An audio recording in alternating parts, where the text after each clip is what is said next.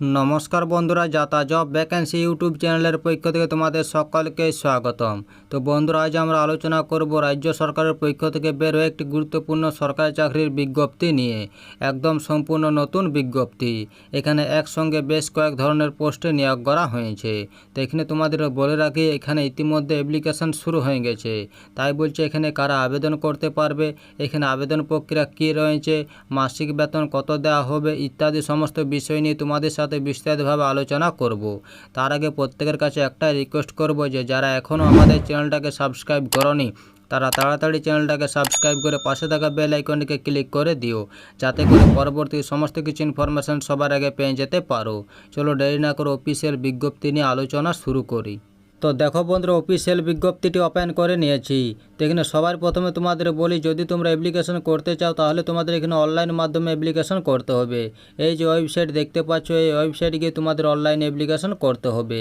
এখানে অ্যাপ্লিকেশন শুরু হয়েছে 1 অক্টোবর 2024 থেকে, যেটা শেষ তারিখ দেওয়া রয়েছে 24 অক্টোবর 2024।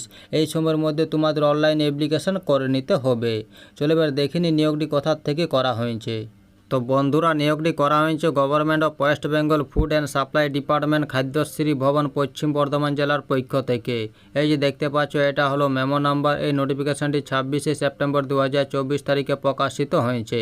এখানে একসঙ্গে বেশ কয়েক ধরনের পোস্টে নিয়োগ করা হয়েছে। এই পোস্টগুলিতে তোমাদের পুরোপুরি কন্ট্রাক্ট বেসিসে নেওয়া হবে। চলো এবার দেখেন এখানে কোন কোন পোস্টে নিয়োগ করা হয়েছে। তো এখানে প্রথমে নেম অফ দ্য পজিশন দেওয়া রয়েছে database administrator at SSD level. এই পোস্টের নাম্বার অফ ভ্যাকেন্সি রয়েছে একটি। এখানে নেচার অফ এঙ্গেজমেন্ট বলা হয়েছে, এখানে তোমাদের পুরোপুরি কন্ট্রাক্ট বেসিসে নেওয়া হবে। এই পোস্টে এখানে এডুকেশন কোয়ালিফিকেশন এবং এক্সপিরিয়েন্স দেওয়া রয়েছে। তো এখানে বলা হয়েছে প্রার্থীকে ফার্স্ট ক্লাসে এমসিএ অথবা ফার্স্ট ক্লাসে বি বা বিটেক বা এমএসসি থাকতে হবে আইটিতে বা কম্পিউটার সায়েন্সে, এবং সঙ্গে মিনিমাম 5 বছরের ওয়ার্কিং এক্সপিরিয়েন্স থাকতে হবে রিলেভেন্ট ফিল্ডে, তাহলে পোস্টে আবেদন জানাতে পারবে। এই পোস্টে এখানে রিমিনেশন দেওয়া রয়েছে। এখানে তোমাদের প্রতি মাসে 40,000 টাকা করে দেওয়া হবে। চলো এবার দেখিনি পরের পোস্টে কী দেওয়া রয়েছে। তো এখানে নেম অফ দ্য পজিশন দেওয়া রয়েছে সফটওয়্যার ডেভেলপার। এই পোস্টের নাম্বার অফ ভ্যাকেন্সি রয়েছে 2টি। এই পোস্টে তোমাদের পুরোপুরি কন্ট্রাক্ট বেসিসে নেওয়া হবে। এই পোস্টে এখানে এডুকেশন কোয়ালিফিকেশন এবং এক্সপিরিয়েন্স দেওয়া রয়েছে। তো এখানে বলা হয়েছে প্রার্থীকে ফার্স্ট ক্লাসে এমসিএ অথবা ফার্স্ট ক্লাসে বি বা বিটেক বা এমএসসি থাকতে হবে আইটিতে বা কম্পিউটার সায়েন্সে, এবং সঙ্গে মিনিমাম 1 বছরের ওয়ার্কিং এক্সপিরিয়েন্স থাকতে হবে রিলেটিভ ফিল্ডে, তাহলে পোস্টে আবেদন জানাতে পারবে। এই পোস্টে এখানে রিমিনেশন দেওয়া রয়েছে। এখানে তোমাদের প্রতি মাসে 33,000 টাকা করে দেওয়া হবে। চলো এবার দেখিনি পরের পোস্টে কী দেওয়া রয়েছে। তো এখানে নেম অফ দ্য পজিশন দেওয়া রয়েছে সফটওয়্যার সাপোর্ট পার্সোনাল। এই পোস্টের নাম্বার অফ ভ্যাকেন্সি রয়েছে 2টি। এই পোস্টে তোমাদের কন্ট্রাক্ট বেসিসে নেওয়া হবে। এই পোস্টে এখানে এডুকেশন কোয়ালিফিকেশন দেওয়া রয়েছে।